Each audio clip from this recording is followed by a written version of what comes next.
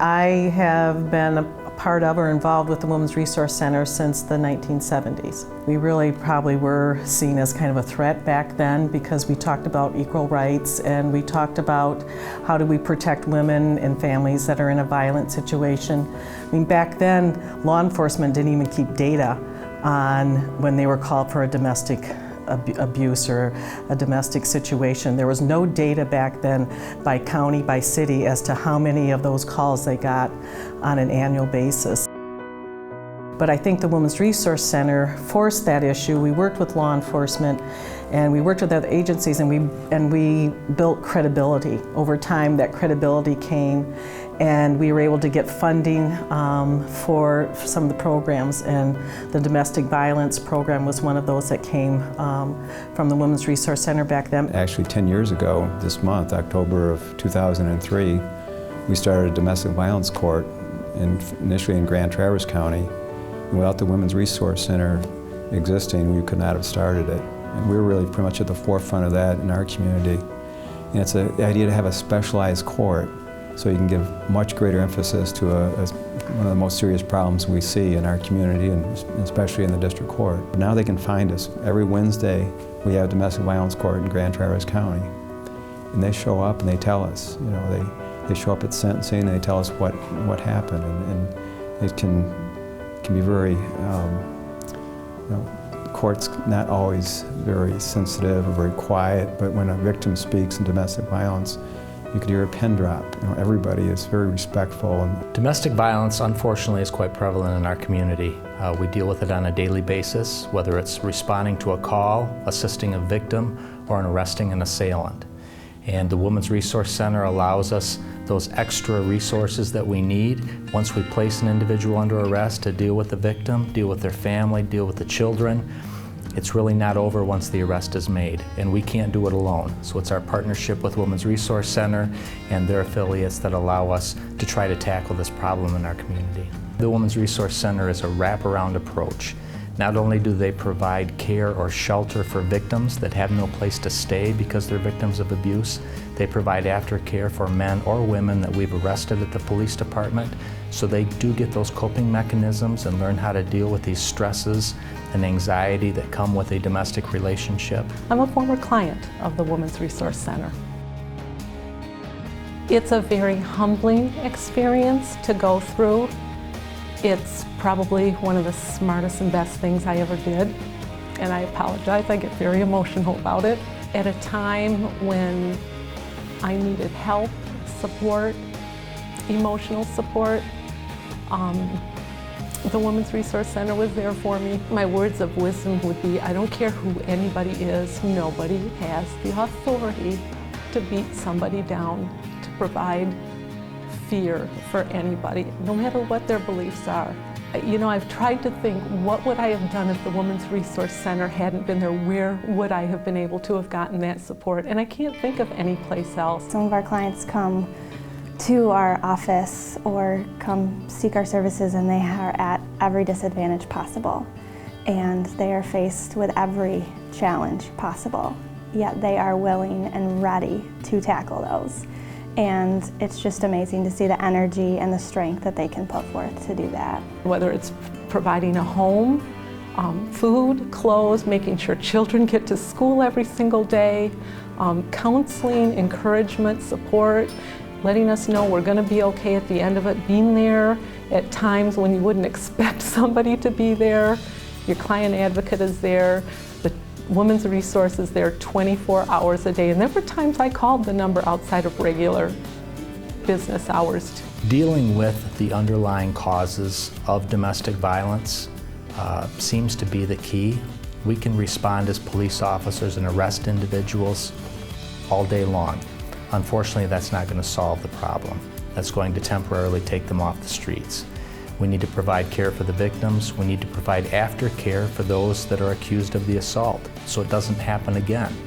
Domestic violence is a repeated action, and unfortunately, it seems to only escalate over time. We offer Sarah's House, which is a home where women who are in treatment, in recovery, can go and work to reunite with their children. And it's a space where they can go back to school, get themselves back on track, find employment, get financially stable. They may not have the opportunity otherwise. Helen's House is our emergency shelter, and that's for women and children who need emergency housing right away. And a lot of times we get clients who, again, maybe there's a no contact order, or they're not able to be in the home, or they've lost their home. And Helen's House can be a safe place for them to go. I founded the Global event over 12 years ago, and the cool thing about the Global is that over those 12 years we've worked with the Women's Resource Center, other organizations, but we keep coming back to the Women's Resource Center. Tagline is joining hands to give back beautifully. You know, what's our tagline? Why are we doing this? It just came so naturally together. We made it in minutes, and because we knew why we were doing what we're doing, and that's reaching out and supporting our community in a deeper way. I think one of the most important things we need to do, and the Women's Resource Center is just starting to do this, is we are becoming more active within the school system in teaching inappropriate and appropriate behavior to young students, so that this becomes part of their culture as they grow older. And I think that has tremendous value. My perfect world would be an end to the glamorization of violence. And that happens at a very young age for children.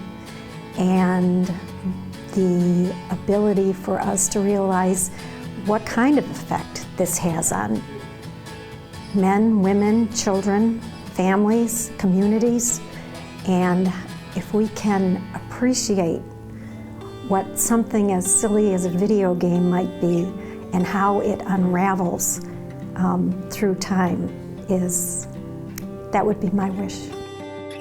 I had read an article about a giving circle out in Seattle, Washington, and at the time I was with the Women's Resource Center. I was president of the board, and I thought, well, this is a really good idea. This is something we could do. And so I talked to a couple of my friends, Susie Janis and Jean Howard, and we just were taken by the idea. And so we began the Three Generation Circle of Women Givers, as I said, in 1989, and gave out the first grants in 1990. And half of the money we gave to the Women's Resource Center for Helen's House. We called it the Three Generations. It was Susie's idea, because it takes 3 generations to break a cycle like domestic violence or alcoholism. And 3 generations ago, our grandmothers were able to give us, or give our mothers, their time and their energy. And then 2 generations ago, not only did our mothers give to their families, but they gave to their communities, making it possible in the 3rd generation for us to be able to not only give to our communities and our families, but to have an education and be able to give our not only our time, but our money. If you can empower a woman so she's strong and her life becomes better, and she avoids the wrong kind of people, and makes good choices, and that's a start. Use our voices. We need to speak up. We need to talk to one another. And that's part of it, because what I do as a living and the 5 salons involved, we touch predominantly women every day. And women tell their story to us every day. And we can help because we have a connection with the Women's Resource Center. It's a safe place where individuals can go who maybe don't have that safe place or have never had that safe place in their life. It's filled with advocates who are there to work with their clients and empower them, and like I said earlier, find their voice and their opinions, because they may never have done that before. And I feel that that's so valuable for women and children in this community. If I can, by telling my story, if I can help just one person, then it'll all have been worth it. Being with the Global Committee and sitting around a table where there's 12 of us, working together. It's just such a connection and it's hard, I'm trying to put into words the feelings that I have, but it's just this sisterhood that we have come together, and it's together you're stronger as one, and that's the message for all of us.